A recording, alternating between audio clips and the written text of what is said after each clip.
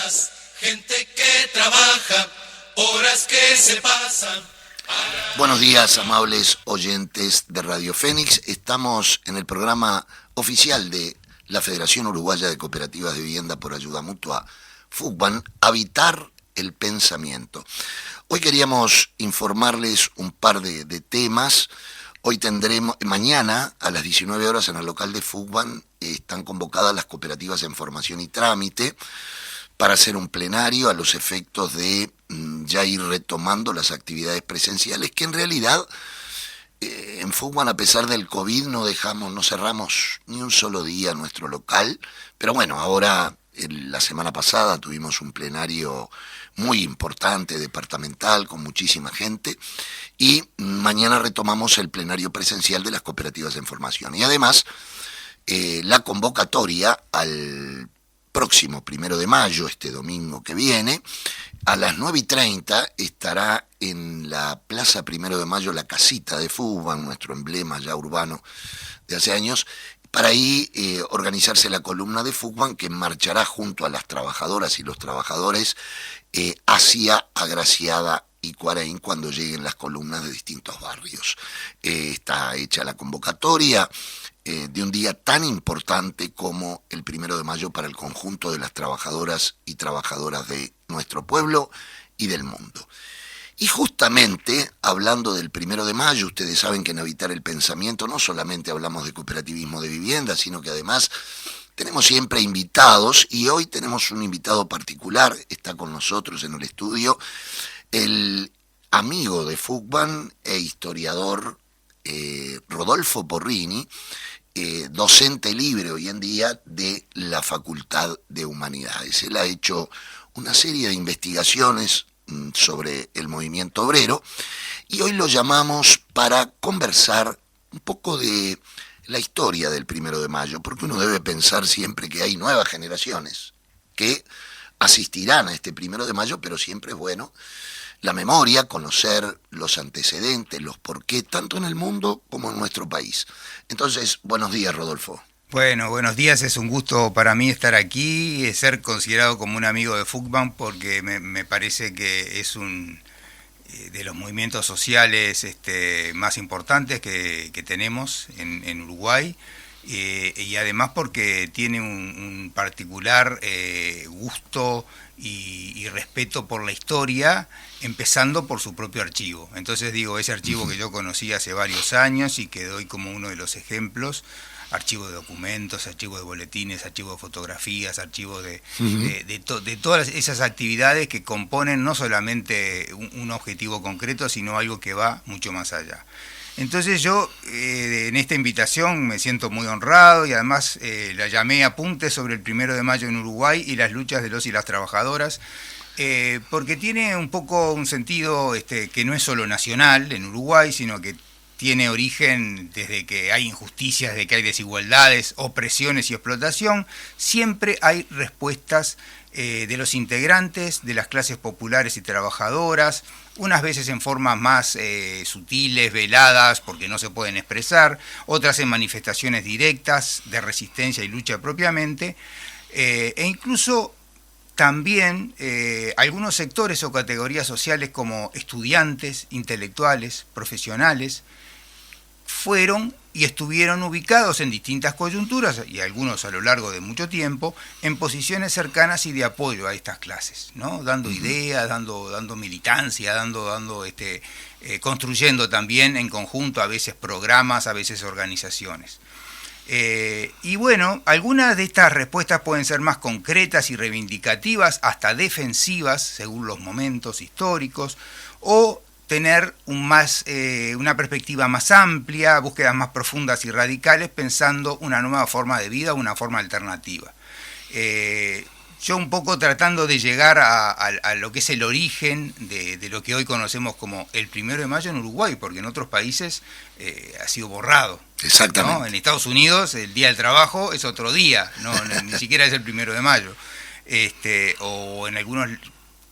En fin, digo, tiene sus particularidades el Uruguay, no es único, pero parte justamente de Estados Unidos, ¿no? En abril y mayo de 1886, ya siglo XIX, en varias ciudades se dieron reclamos y huelgas de miles de trabajadores ante las extensas jornadas, que era algo muy común en todo el mundo, ¿no? No hablamos de 12, 14, 16 horas, en el caso todo de Uruguay también, prácticamente. Incluso en el medio rural, peor aún. Y se buscaba como una primera medida alcanzar el máximo de la jornada laboral de 8 horas, ¿no? Y fue un poco célebre aquella idea de las 3-8, 8 horas para el descanso, 8 horas para el estudio o la formación y 8 horas para la recreación, ¿no? El trabajo, la recreación y el descanso. Y entonces hay en esos primeros días de mayo enfrentamientos en la ciudad de Chicago, sobre todo entre huelguistas, la policía, incluso policías privadas, detectives privados, la famosa empresa Pinkerton, y otras que había. En uno de esos enfrentamientos mueren policías, mueren obreros. Y son llevados a prisión, una injusta prisión, 8 militantes, algunos condenados a largas prisiones, prisión perpetua algunos, y 5 de ellos, todos de ellos anarquistas, obreros anarquistas, sentenciados a muerte.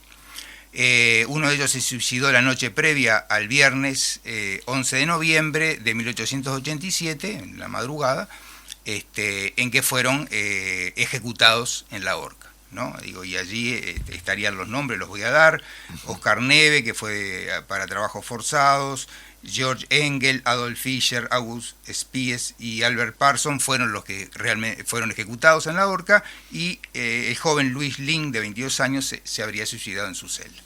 Entonces allí hay un momento que genera que en la organización sindical de la época en Estados Unidos, la Federación Americana del Trabajo, AFL sería la sigla en inglés, en un congreso deciden continuar esa lucha, ¿no? Y convocar para una nueva jornada general en Estados Unidos, para un 1 de mayo, por reducir la jornada. O sea que esa lucha continuaba.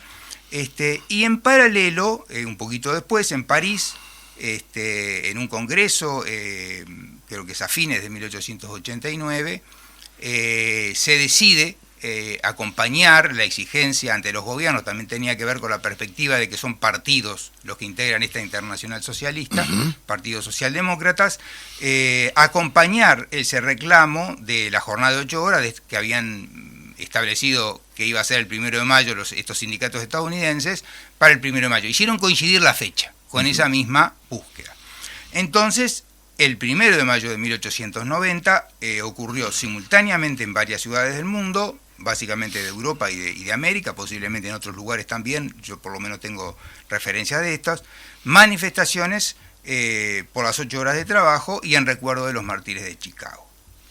Ahora, pasando a Uruguay, como en otros lugares, también había habido experiencias de luchas, de resistencia de los pueblos originarios, bueno, que sabemos que en parte fueron exterminados, o en gran parte, pero que aún persistieron, también de personas esclavizadas, utilizando distintas formas, ¿no? A veces tratando de escapar, ¿no? Hacia lugares donde podía haber la libertad. También de artesanos y de mujeres trabajadoras que algunas historiadoras jóvenes vienen estudiando, como Florencia Tull, de periodos que escasamente abordados desde esta estudio del movimiento obrero, digamos, ¿no? Un poco menos tradicional, menos conocido, menos trabajado, y donde también había, o sea, porque justamente donde parecería que comienza la organización es en 1870, pero en realidad antes hay otras experiencias y formas de lucha adecuadas al momento y también al nivel de ideas que circulaban. Justamente en 1870 empiezan a formarse asociaciones mutuales de trabajadores en forma permanente, además de las mutuales como la Española hasta hoy en día, que eran, digamos, privadas, e incluso a veces con orígenes étnicos, pero estas son de trabajadores. La primera de ellas es la Sociedad Tipográfica Montevideana, o sea, de los tipógrafos. los fines de estas sociedades no eran, digamos, la huelga, ¿no? Como un sindicato Sí, más sí. moderno, sino cuidar la salud, prepararse para un empleo, preparando, digamos, los oficios, el conocimiento de la gente nueva que entraba, o si ocurría un fallecimiento, había que buscar las formas de cómo realizar el entierro, así como sobrevivir y protegerse en un estado sin seguridad social ni legislación social. Y en el libre mercado Claro. permanente. Estamos hablando del año... Estamos hablando de 1870 y ahí empiezan a haber de varios oficios sociedades mutuales. Perfecto. ¿no? En 1872, un poquito después, hay otra corriente que empieza a aparecer que son los internacionalistas. Es decir, son algunos de ellos inmigrantes, otros nacidos en Uruguay, que se vinculan a la Asociación Internacional de Trabajadores. En ese año justamente se había dividido en dos organizaciones, una anarquista, que tiene su sede en Suiza, y otra, digamos, con los seguidores de Marx y de Engels, ¿no? Claro. Que seguía teniendo su sede en Londres y después la pasan a Estados Unidos. En este caso los contactos eran con la gente a través de México de la Internacional Anarquista. Más adelante crearon organizaciones que por supuesto que eran muy limitadas en el número, la Federación Regional de la República Oriental del Uruguay en 1875, sacaron periódicos, que fue un elemento importante para la formación, para el nucleamiento de estos militantes, y ya hacia 1890 comenzaron a transformarse, un poquito antes incluso en el caso de los tipógrafos, en sociedades de resistencia, es decir, aquellas mutuales como empezaron a emerger. Las sociedades de resistencia tenían características de enfrentar el capital, esa desigualdad que había, por eso digo, no había legislación, reclamar por las condiciones de trabajo y entablar una lucha directa y prepararse para la huelga, para eventuales conflictos más fuertes, que no lo tenían las sociedades. No estamos hablando de sindicatos todavía, estamos Todavía hablando no. de sociedades Incluso de resistencia. No se llaman sociedades de resistencias o incluso uniones gremiales, en el caso de las católicas, que empezaron a comenzar hacia 1900, por ahí, varias uniones gremiales. En el caso de estas sociedades de resistencia, fundamentalmente predominaron las anarquistas, pero también los socialistas, que aún no tenían partido, pero que se reclamaban de un origen socialista. Incluso ahora lo vamos a ver en uno de los 1 de mayo, fue una organización socialista obrera que lo organizó. Como decía, en el 1 de mayo de 1890 se producen en algunos casos huelgas, en otros casos no se pudo, se hicieron actos, movilizaciones en ciudades de Europa y en América hubo en Estados Unidos, que era uno de los lugares más potentes, en Cuba, en Argentina en 2 o 3 lugares, me parece que en Buenos Aires sin duda, pero creo que también en Bahía Blanca y Rosario, y en Uruguay en Montevideo. Justamente ese día aparecieron... O sea, fue 1890. Y surge con esa idea de hacer una manifestación, le llamaban aquí la primera huelga universal del proletariado. Así era el nombre que le dieron, y aparecieron pegados esto lo relata en un trabajito muy lindo de Yamandú González Sierra, los 100 primeros de mayo en Uruguay, unos carteles rosados que decían: se invita a todos los obreros de Montevideo a asociarse a la huelga universal. Se os invita para la protesta contra la explotación del hombre por el hombre, el día 1 de mayo a las 2 de la tarde en la cervecería de Jambrinus, frente al cementerio inglés, lo que sería 18 y Barbato, 18 y Olimar, para esa época. Ese día era un jueves, o sea que los trabajadores tenían que trabajar, y si faltaban, hacían huelgas. Había habido algunas huelgas, pero no era lo más común porque no estaba permitido, era algo ilegal, algo que tenía represalias inmediatas. Ese jueves decenas de trabajadores se concentraron en ese lugar, oyéndose discursos incendiarios para alguna de la prensa de esa época, como el Bien Público, el órgano católico, e incluso preocupantes para un diario, digamos, El Día, que había fundado José Valle de Ordóñez, que tenía cierta actitud, o que va a tener cierta actitud como comprensiva, pero no se explicaba que hubiera socialistas o esos discursos tan radicales. Y a partir de allí, aunque no estuvo previsto en sus inicios, la celebración de los 1 de mayo se fue transformando en un acto que se repetía anualmente. Tal vez no se dio todos los años, pero sí comenzó a a elegirse como un día especial. El historiador inglés Eric Hobsbawm dijo: abstenerse de trabajar en un día laborable era a la vez una afirmación de poder obrero y la esencia de la libertad, a saber, no verse obligado a trabajar. Es decir, está haciendo un análisis de cómo surge, y también él explica de que no fue una cosa que dijo, bueno, a partir de ahora el 1 de mayo va a ser el Día de los Trabajadores, o el Día de Lucha de los Trabajadores, o la Fiesta de los Trabajadores, distintas interpretaciones, ¿no? Sino que es algo que fue ocurriendo en la práctica. Después el Congreso siguiente de la Internacional dijo, bueno, para el 1 de mayo próximo también vamos a celebrar, porque vamos a seguir luchando por esto. Y recordando a los mártires. Aún las 8 horas no estaban conquistadas en Uruguay. No. Eso fue un poquito posterior, pero tiene que ver con todo este ambiente, con claro, todo este caldo de organizaciones, de ideas. El siguiente 1 de mayo que se tiene registrado, que tanto Yamandú González como Universindo Rodríguez, otro investigador del movimiento obrero, ya ellos han fallecido. Ambos fallecidos ya, sí. Pero unos compañeros muy buenos porque compartían el gusto por investigar, por la historia y su militancia, claro, ¿no? que la demostraron de muchas formas.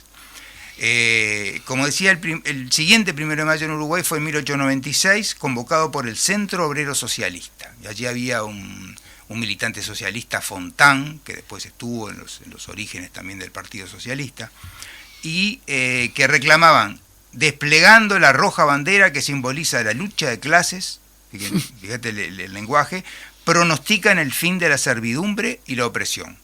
Es decir, hay allí un lenguaje combativo, y es una organización también que se están empezando a dar, y ya con la denominación socialista, ¿no? Es decir, además de los anarquistas que tienen su sociedad de resistencia, empiezan a haber organizaciones de esta ideología. En 1902 la manifestación iba cobrando cierta importancia, varias sociedades de resistencia anarquistas llegaron a reunir cerca de 3.000 personas en una concentración, seguidos muy de cerca por el escuadrón de seguridad policial, ¿no? Que va a ser muy frecuente en esos años, y más reducido se había realizado un acto en un saladero del Cerro convocado por los socialistas, por estos socialistas que aún no tienen partido, digamos, ¿no? Después también en esos años, en que es un poco el desarrollo de lo que se llama el primer vallismo, ¿no? El vallismo de... Sí. No es solo de José Valle Ordóñez, sino de un grupo dentro del Partido Colorado, que ellos mismos se llamaban reformistas, que hace una serie de transformaciones, de cambios importantes para la sociedad uruguaya, esa sociedad oligárquica, digamos, de fines del siglo XIX. Las estatizaciones, nacionalizaciones, también ellos contribuyeron para la legislación social y laboral. La secularización, un golpe más a la secularización, separando la Iglesia del Estado. Claro. Pero en lo que tiene que ver con este tema, el sentido de la celebración 1 de mayo estaba en disputa, y en Uruguay una ley de 1916 establece para ese día el Día del Trabajo, ¿no?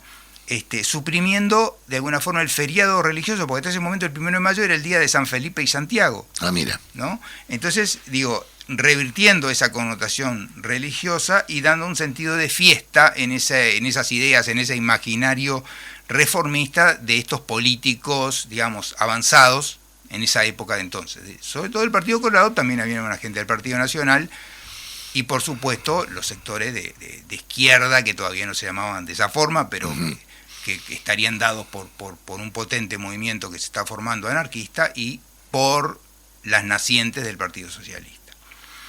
1916. Ya el Partido Socialista ya se había constituido, claro, en 1910. ¿No? Ya allí incluso ya tienen un diputado, que es Emilio Frugoni, y surgieron prácticamente de cara a las elecciones de 1910, que el Partido Nacional se abstuvo y posibilitó que con no tantos votos pudiera salir un diputado de la socialista. Ahí está. Un poco después, y voy avanzando en el tiempo, en lo que se llamó la República Conservadora, justamente a partir del 16 hasta gran parte de la década del 20, hubo momentos muy difíciles, bueno, grandes huelgas en los frigoríficos a fines de los años 10, 17, 18, ya habían empezado a transformarse, digamos, en esta empresa moderna de los viejos saladeros, que eran de la época colonial, hasta los frigoríficos instalados en el cerro, claro, y también en Fray Bentos, el Anglo. En ese año 23 hubo enfrentamientos entre manifestantes y la policía y resultó un obrero muerto. Ya habían habido en otros eventos en el cerro también este tipo de enfrentamientos.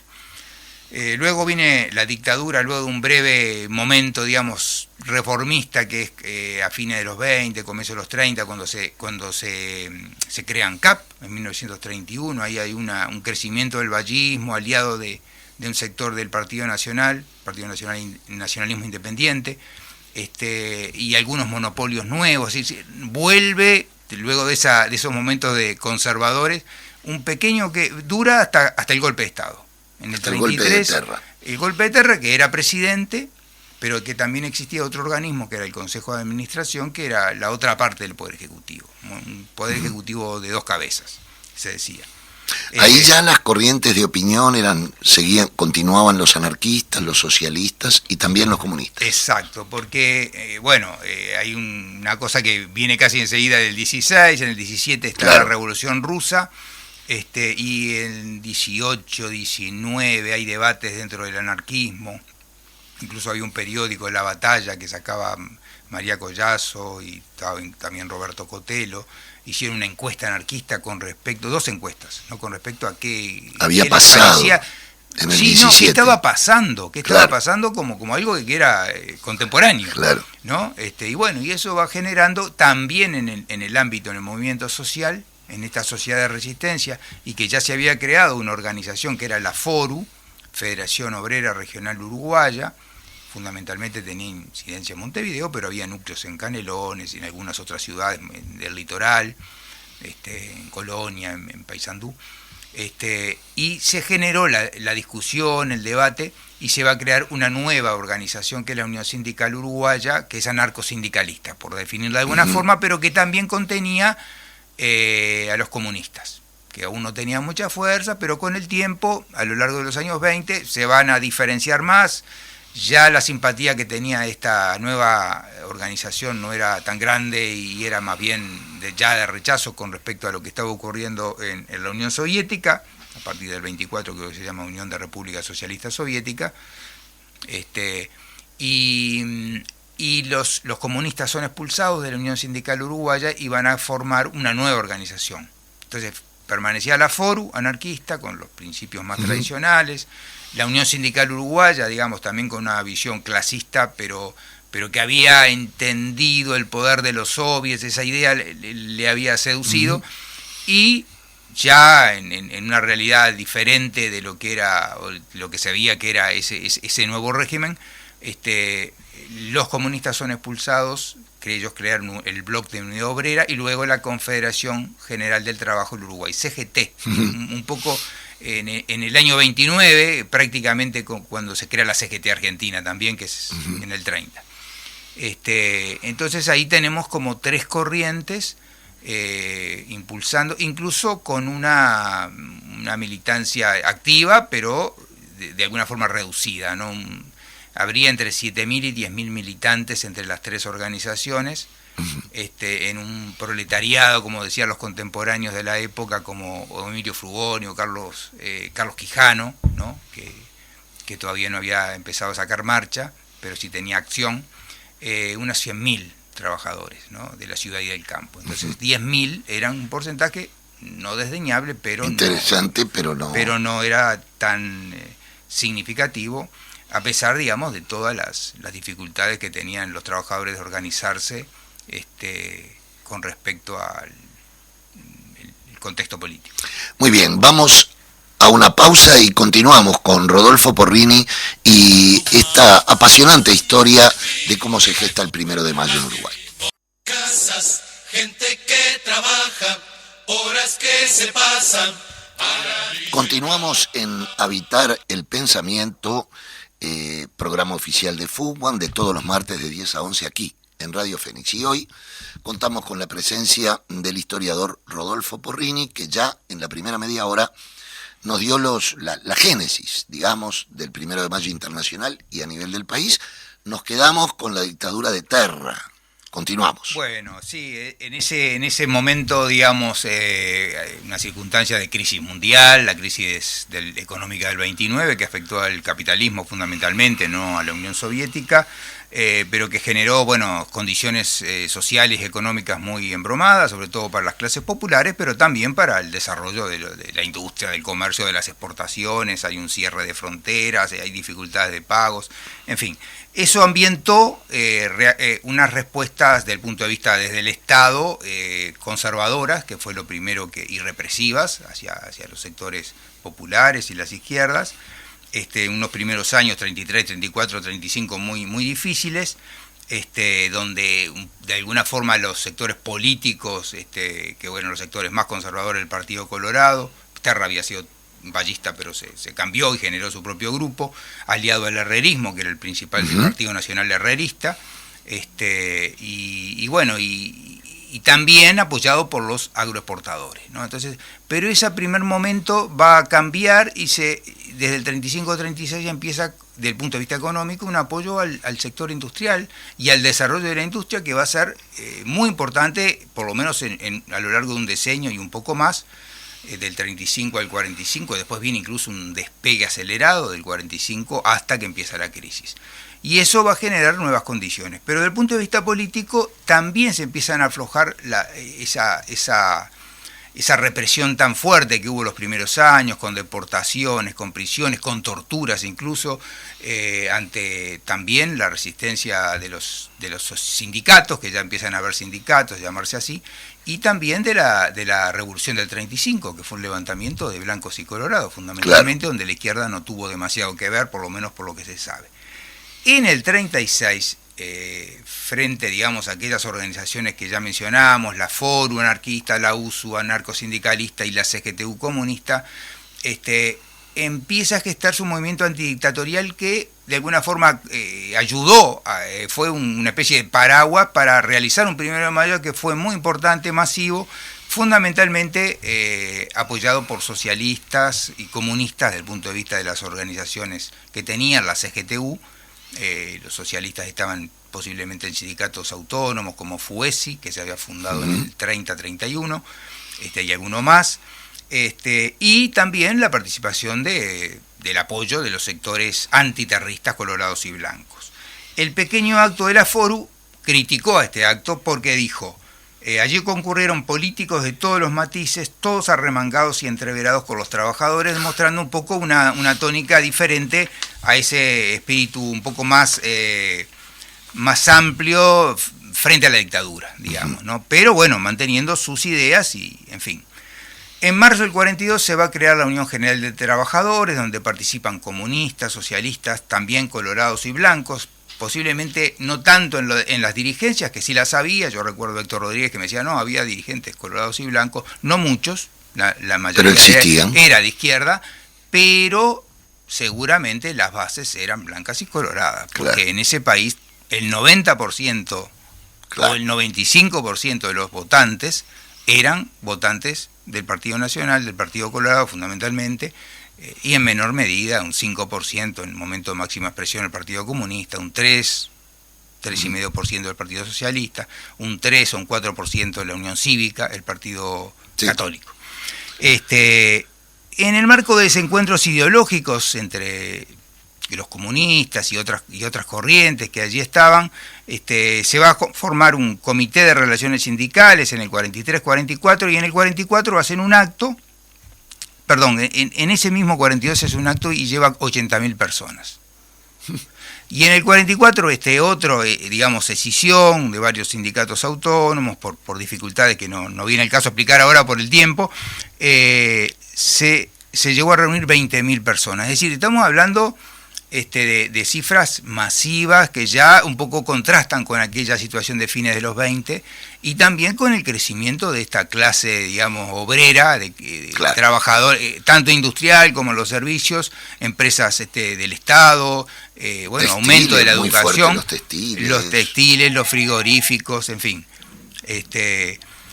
El Partido Socialista, digo, un poco para ver cómo se tomaba también la fecha, seguía organizando un mitin nocturno por el 1 de mayo en la Plaza Cagancha, y las entonces ya debilitadas Foru y USU también armaban sus actos en esos años 40 y comienzos de los 50. Ya en un nuevo marco de crisis económica y luego crisis social, desde el 55 comenzó un proceso de acercamiento entre tendencias sindicales, a lo que contribuyó la dinámica de las luchas sociales, donde ya iban habiendo espacios de coordinación y de apoyos a huelgas que, si bien eran de otro sindicato que estaba en otra central o era un sindicato autónomo, empezaban a ambientar. Entonces en el 55, 56 hubo un llamado de la FEU en el 55, donde se convocó a formar una central única, no tuvo efecto porque no participó. Ya ahí en ese momento se había creado la Confederación Sindical del Uruguay, la CCU, estaba la UGT y había muchos autónomos. Y había un gremio muy importante autónomo que era la Federación Autónoma de la Carne, Claro. que en un conflicto del 56 recibió el apoyo de todos los sindicatos y de las dos centrales, y de esa misma federación se planteó la idea, no es que fuera solo de ellos, porque en realidad había ambiente, de crear una organización unitaria. Si bien no se creó una central, sí se creó una comisión coordinadora pro central única, que funcionó del 56 al 58, apoyando con varios paros solidarios, y bueno, eso fue un ambiente que va articulando lo que después finalmente se transformó en el proceso unificador. Tal vez no de unidad, sino de unificación en el sentido de lo que lo utilizaba el sindicalista, político e intelectual Héctor Rodríguez, ¿no? Incluso el grupo en el que después participó se llamó Grupos de Acción Unificadora, como grupo político, Cierto, sí, pero en este momento, cuando él habla de eso, está bregando por la formación de una organización como otros sectores, ¿no? Y entre el 64 y 1966 se va a constituir la Convención Nacional de Trabajadores, no la central, porque había sido nombres previos que se habían manejado, incluso experiencias previas. En esos años, y en particular luego del 1 de mayo de 1964, habían venido en su segunda marcha desde Bella Unión los peludos, los cañeros, una marcha a Montevideo a demostrar las condiciones terribles y a reclamar la expropiación de las tierras que ellos trabajaban, a reclamar trabajo, dignidad, y este campamento que está en las inmediaciones del Palacio Legislativo es reprimido, es desalojado por la policía de forma violenta. Y entonces ante esto, y en un contexto también donde se había dado el golpe de Estado reciente, el golpe militar, perdón, en Brasil, ¿no? El 31 de marzo, 1 de abril del 64, los rumores de posible golpe acá, de un movimiento de ciertos militares que se estaba produciendo. Entonces, algunos sindicatos y la organización que surgió de aquella comisión coordinadora, que fue la CTU, que se llamó Central de Trabajadores del Uruguay, la CTU, se convocan a convenciones de trabajadores. Este es el relato un poco previo, ¿no?, de que fue un llamado, digamos, a convenciones de trabajadores, a los sindicatos, ¿no? Esto lo recogí de Hugo Cores, ¿no?, que él planteó eso. Ya en agosto uno puede ver en el Popular, por ejemplo, el órgano comunista, una plataforma reivindicativa que era muy variada, ¿no?, que tenía desde cosas más estructurales a cosas más concretas, de varios sindicatos que estaban participando, y ya en septiembre del 64 hay una mesa representativa. Ya aparece esa figura que hoy día ya la conocemos, claro, por el PIT-CNT. Entonces digo, allí se empieza a gestar algo importante, que el 1 de mayo del 65, ahora me vas a permitir que lea unos pequeños fragmentos de tres oradores de esa jornada que fueron muy significativos. Jorge García, que era un obrero de carga y descarga de los frigoríficos, y dirigente de la Federación Autónoma de la Carne, destacó: los mártires de Chicago, a quienes se quiso acallar con el asesinato, son inmortales para la clase obrera porque cada año, recogiendo su bandera, los trabajadores se lanzan a la calle a la lucha. Por otra parte, el portuario y comunista Félix Díaz refirió que frente a un golpe, y aquí está aludiendo a ese posible golpe de Estado, contestaremos deteniendo todas las actividades y saliendo a la calle. De Aute, y también comunista, el ingeniero Vladimir Turiansky, reclamó poder evitar la suba de tarifas que recayeran en la población, atendiendo a algo que era algo que estaba haciendo una realidad de los sectores populares, esa suba, esa inflación que no era como fue después, pero era muy importante. Y finalizó el acto el gráfico y anarquista de la FAU, Gerardo Gatti, diciendo: por fin estamos todos unidos en un organismo, la CNT. Tal unidad es la mejor garantía para el futuro. Entonces, ante un panorama de polarización social, política, de crisis económica, de crisis social, de emigración, de carestía, de inflación, de baja de los salarios reales, de cierre de fábricas y de desocupación, la respuesta de los trabajadores, de una parte de los trabajadores, pero muy movilizada, fue esta, ¿no? Lograr un avance, a pesar de que existían aún sindicatos que no estaban integrados a la CNT, un avance muy importante de varias corrientes. Estamos hablando del año.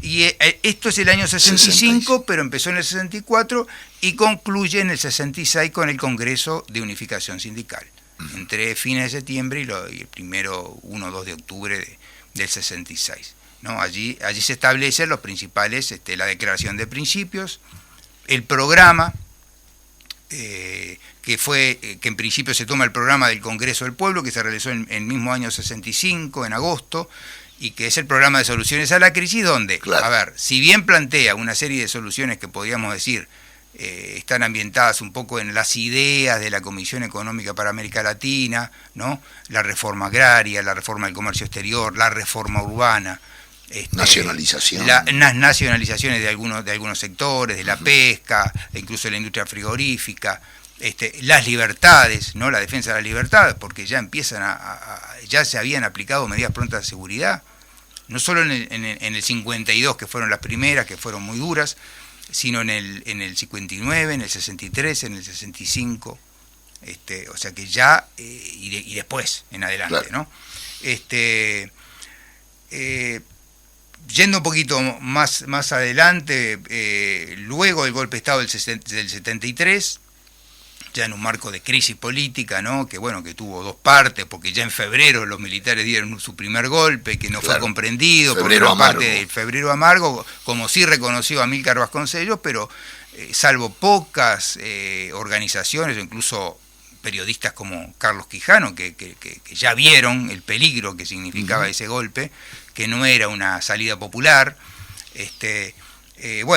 ya en junio, el presidente Bordaberry, acompañado de las Fuerzas Armadas y apoyado por sectores empresariales muy importantes, y el beneplácito de la Embajada de Estados Unidos, dan el golpe, se ilegaliza la CNT y varios sindicatos, no todos, además de partidos de izquierda. Esto pasó un poquito después, por octubre, más o menos, hay un decreto que ilegaliza a varias organizaciones, la UJC, el Partido Comunista, el Partido Socialista, el FER, en fin. Se continuó manifestando de diversas formas. En estos años 74 y 75 hubo actos relámpago en varios puntos de Montevideo, y en forma menos visible los años siguientes de resistencia popular que se hacía en locales sindicales abiertos que aún quedaban, como AEBU, como el Sindicato de Tabacaleros, como Acción Sindical Uruguaya, ¿no?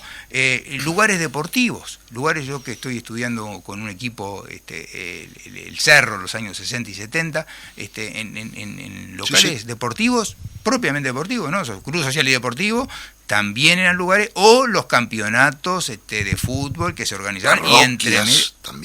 Parroquias también. Parroquias también, cooperativas de vivienda, sí, claro, iba a decir, y es algo que tú estás estudiando, según me decías, en cumpleaños, en lugares más cercanos, ¿no? De gente amiga, parientes y amigos, en peñas de canto popular que empiezan a aparecer, ¿no? 75, 76, no sé, me acuerdo del canto para que estés en la Asociación Cristiana. Los que iban cantando después vendrán. Y después, un poquito después, ¿no? Las murgas del carnaval. Claro. O sea, tampoco era que estos primeros años, salvo aquellos 73, 72, 73 con la Soberana, ¿no? Y los Diablos Verdes. Diablos Verdes. Y Aracalacana. El intento de la dictadura de mover el 1 de mayo como fecha para el 5 de mayo, ¿no? Para que cayera, no me acuerdo si era un domingo, un lunes, sábado. En los hechos fracasó y no se volvió a repetir. Tuvo un desastroso, pero además ese 1 de mayo ocurrió en 1980 una trágica muerte del obrero, del joven obrero Jorge Reyes, metalúrgico, en Nordex, frente a un movimiento, había soldados, había un movimiento que para terminar de fabricar eran un armado de autos, entiende mal y lo disparan y muere, se desangra, y es terrible, ¿no? La situación en ese 1 de mayo, y además, bueno, el intento también político de cambiar, no lo hacemos el 1 de mayo, lo hacemos como un feriado cualquiera. Ya llegamos un poco a la fase final de esta conversación y me parece que es re importante lo que está pasando a fines de esa dictadura, que no se sabía que eran los fines de la dictadura, pero que van a empujar las organizaciones que están naciendo, la gente que está impulsando esa lucha antidictatorial. En abril del 83, varias asociaciones profesionales, porque no existían los sindicatos como tales, tenían su actividad o prohibida o que fue o todo suspendida. Un debate en el movimiento sindical. Claro, de la época. Esto lo permitía una ley, un decreto ley, en realidad, no era una ley, no fue aprobada en el Parlamento, que permitía formar asociaciones profesionales, tanto de patrones como de empleados, asalariados. Y bueno, y hay varios que empezaron a desarrollar esa forma organizativa, por lo menos nos permite, tenemos que dar todos los datos, nombre, apellido, documento, dónde se vive, en fin, cuándo, cuál es la directiva de eso, en fin, parecía algo muy terrible, pero permitió juntar mucha gente, y en días de abril se le solicita al jefe de policía de Montevideo la autorización para realizar un acto. ¿No? Y bueno, y se pedía un lugar, según relatan, hay hasta un video que realizaron José Pedro Charlo y Universindo Rodríguez con entrevistas a protagonistas de ese momento. No pretendían algo como... les concedieron las inmediaciones del Palacio Legislativo, algo enorme, ¿no? Seguramente suponiendo que no iba a ir nadie o muy poca gente por el miedo que imperaba todavía. Bueno, y pusieron, evidentemente... No sé si recordamos, francotiradores en el Palacio. Había la gente mirábamos con desconfianza, bueno, poquito antes, yo no me acuerdo si fue a la 1, que era la convocatoria, pero bueno, eran núcleos que iban llegando, pero eso se fue llenando y llegó a tener, según algunas cálculos, estimaciones, 150.000 personas. Una cosa impresionante. Además, fue el primer acto público desde el 73, y logró esta enorme concentración bajo el lema salario, libertad, trabajo y amnistía. O sea que allí había comprendido, y bueno, y en el largo discurso que sería, yo qué sé, me gustaría decir un poquito, pero no sé si tenemos tiempo. Este 1 de mayo con la clase obrera y el pueblo en la calle, esta jornada convocada por nuestro movimiento sindical clasista y unitario, el Día de los Trabajadores convertido en palpitante concentración popular. Es el resultado de 10 años de lucha por la vida y por los principios de nuestra clase trabajadora. El sagrado significado del 1 de mayo no ha desaparecido ni la continuidad de la lucha de la clase obrera uruguaya más allá de accidentes históricos. O sea, se dijeron muchísimas cosas, se plantearon temas programáticos, temas que afectaban a distintos lugares. Y además algo que era muy interesante, que increíblemente aquellas asociaciones profesionales permitieron, fue que el PIT, el Plenario Intersindical de Trabajadores, tenía delegados de base en su inicio. Es decir, eran las propias fábricas que venían con su delegado. Y eso le dio digamos, un funcionamiento extremadamente democrático, muy interesante, ¿no? Luego con toda la intersocial, con FUBAN, con ACEP, en fin.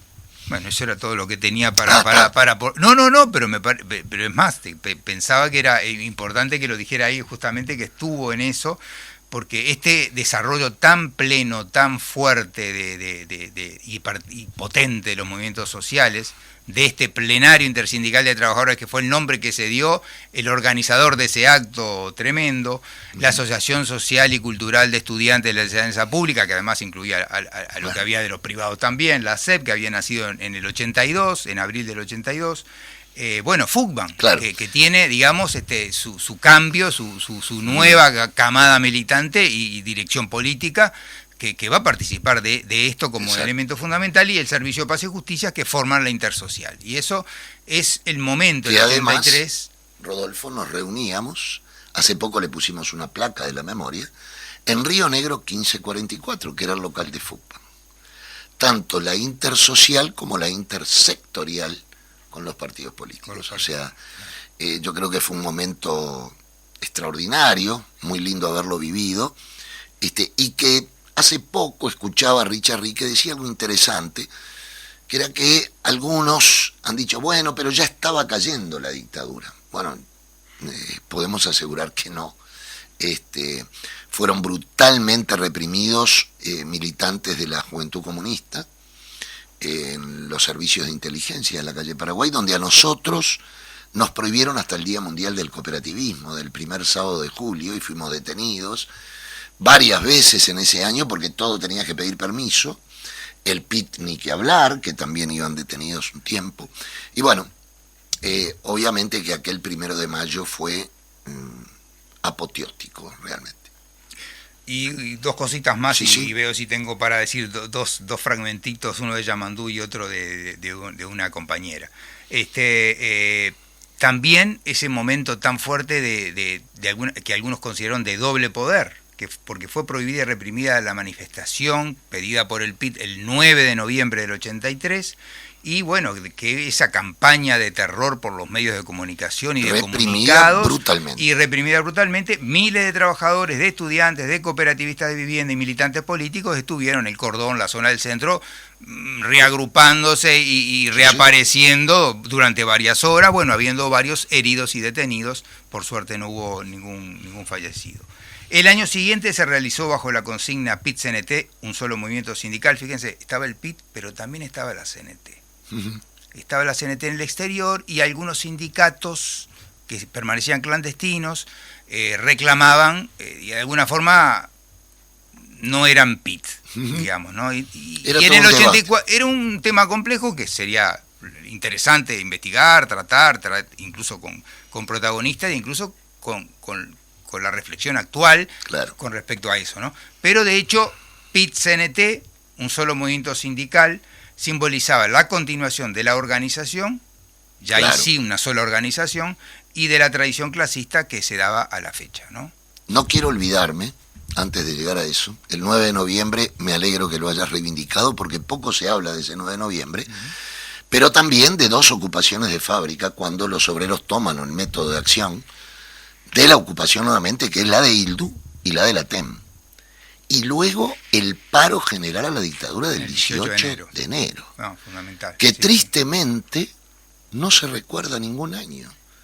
Esperemos que este año sí se recuerde. Es decir, porque fue un paro general a la dictadura. Y después vendrá la recolección de firmas de Fugban el 26 de febrero. El primer paro general, y tenía que ver con eso, con el 1 de mayo, con la marcha del estudiante, con los caceroleos populares en los barrios. La huelga de pago.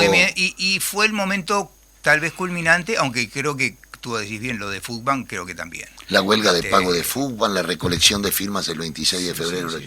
Todas esas movilizaciones. Que lograron impresionante cientos de miles de firmas. Sí. Yo termino con dos cositas. Sí. En el trabajo sobre los 100 primeros de mayo, Yamandú González Sierra señalaba el 1 de mayo como genuina expresión cultural de los asalariados.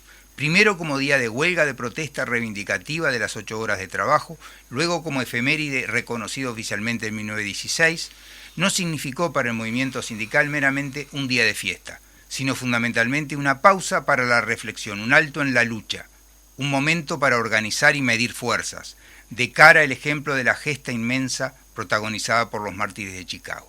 Y otro enfoque lo aporta Débora Céspedes, una anarquista del Cerro, también fallecida, que escribió en abril del 91, lo anterior fue de 1990.